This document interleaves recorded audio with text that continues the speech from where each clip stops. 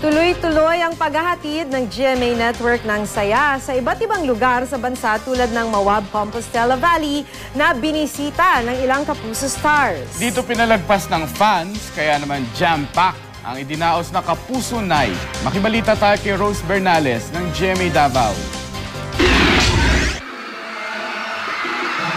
Dumagsa ang mga taga-Mawab Compostela Valley sa kanilang gymnasium nang malamang bibisita doon ang ilang Kapuso stars. Very excited sila. O kita niyo punong-puno at halos sa labas, yung mga taga-labas hindi makapasok. And ako din, excited ako. Sabi, makita yung mga GMA Kapuso natin. Bihira lang daw kasing mabisita ng mga artista ang kanilang bayan. Tiniyak naman ng Kapuso stars na masisiyahan ang kanilang fans sa isang gabi ng pagtatanghal. Si Steven Silva, pinakilig ang mga dalagita.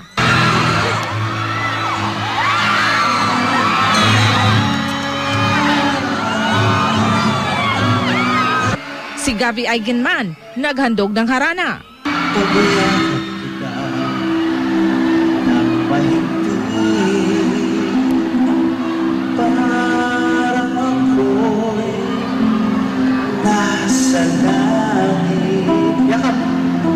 Naroon din si Rochelle Pangilinan.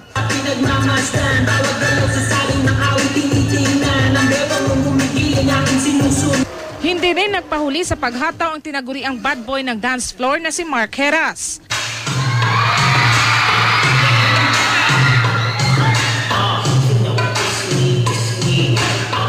Labis namang natuwa ang kanilang mga fans. Bahagi ito ng pagdiriwang na ika-53 araw ng Mawab at ikalawang Pagsandugan Festival.